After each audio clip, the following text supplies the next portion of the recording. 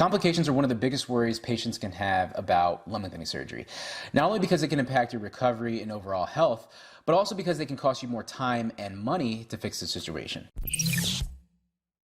What's up, guys? It's Victor from Cyborg for Life, and today we're going to go over the top 5 most common complications when it comes to limb lengthening surgery, what they are, the impact that it can have, and how they're often treated. Now, this is going to be based on the frequency of patient messages that I get about the various complications that they've developed over their lengthening process. So without further ado, complication number 1 is a delayed union. Basically, this means that your bone is slow to heal within the lengthening gap. And if your bone doesn't consolidate, well, then you can't walk. So the surgeon's going to often slow down your lengthening rate so that your body can catch up.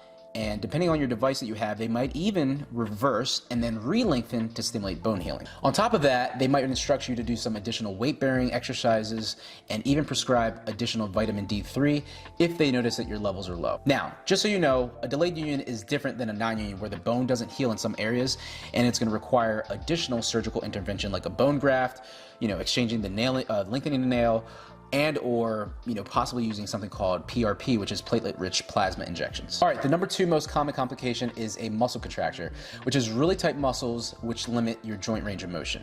The 3 areas that I hear about most are right behind your knee, which restricts your popliteal angle, and this is usually because of the tight hamstring muscles that cross the knee joint when you're lengthening your femurs, or even tight gastrocnemius calf muscles due to tibial lengthening that also cross the knee joint. Both of these are going to prevent, maximum knee extension, and it's going to impact your normal walk. The other is tight hip flexors causing anterior pelvic tilt, and in limb lengthening slang, you might hear duck ass. Again, you femur lengtheners, beware, because you could technically be sacrificing some of your height if this contracture is severe enough.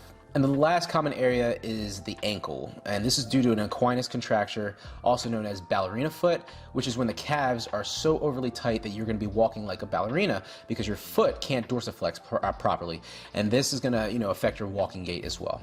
Now, if you develop any of these contractures, the surgeon is going to recommend that you do additional and more aggressive physical therapy to break up the tension.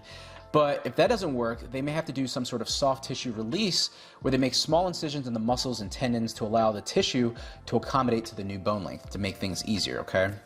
Now, things like a biceps femoris release, a gastric soleus release, all these things might be needed. And if you stick to your physical therapy and you do a solid stretching routine, you could probably easily prevent this complication, but that is a worst case scenario that they might need to do some soft tissue releases. Now, the number 3 most common complication is nerve irritation, which means that you may experience some pain or numbness due to lengthening, okay? Now, this is usually due to the nerves trying to keep pace with the distraction rate of the bone, but it often can't. Usually the nerves are just a little slow, just like the rest of the soft tissue. Now, a bit of irritation and pain can be normal because they're so sensitive. So listen to your surgeon about how much irritation is normal and what's not. But I should probably mention, if you have excessive pain or weakness in any of the muscles, it can be a sign of a serious problem. Surgeons I've spoken to mentioned that the common peroneal nerve is, a usual victim of this and can lead to drop foot or foot drop where you can't dorsiflex properly, and again, this is going to affect your walk. So what they'll typically try is to slow down the lengthening to prevent irritation. If that doesn't work, they may prescribe some nerve pain like gabapentin, but if you have a more severe issue, they may need to do something called a nerve decompression, where they make a small incision and they alleviate the pressure on the nerve so that it can go back to doing what it does best. Now, the number 4 most common complication is a premature consolidation, where the bone will heal too soon and you're actually going to have to stop lengthening, okay? This is going to prevent you from hitting your height goals or balancing your leg discrepancy if you have one, and you'll have to settle for less than you wanted. Now, in some cases, the surgeon is going to speed up the rate of lengthening at their own discretion if they believe it's safe for the patient.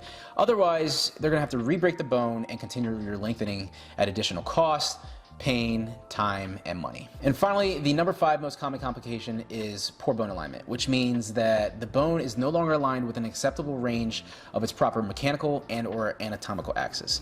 This could cause undue joint stress over time, which could lead to premature arthritis. Now, typically it's due to a technical error by the surgeon or even a device malfunction. And usually it's going to require some additional surgery to get the bone realigned, put back in place, and everything's going to be happy-go-lucky. All right, so that's the top 5 most common complications. But real quick, I want to mention another 5 complications that can occur but aren't as likely to happen, okay? But we're not going to go too in depth, and they are infection, fat embolism, pulmonary embolism, damaged lengthening device and compartment syndrome. Now you might say, Victor, why are you talking about such a dark topic, especially before the holidays? Well, it's part of the process. Complications happen, and I want you guys to have the full picture, because even though I talk a lot about the positive side of limb lengthening, there is a dark side, and that is the complications, because this surgery doesn't just happen all at once and you start healing. It happens over time, and that allows for things to happen along the way, hiccups to happen along the way. And another reason is because I don't want anything bad to happen to you guys. I don't know you personally, but I do feel like limb lengthening brings us all together, and that's why I make these videos. I do the interviews, the live streams, answer the questions, the comments. It's because I want the absolute best for all of you, whether you go through the surgery or you decide it's not for you after all, okay? So yeah, just be aware of these complications and do your best to avoid them. Find a good surgeon, do your part as the patient, and that's pretty much all you can do, all right? Guys, I hope you have a happy holiday season, if you celebrate it. Do me a favor, if you enjoyed the video, go ahead and hit that like button. Be sure to subscribe, and until next year, this is Victor from Cyborg for Life, signing out. Peace.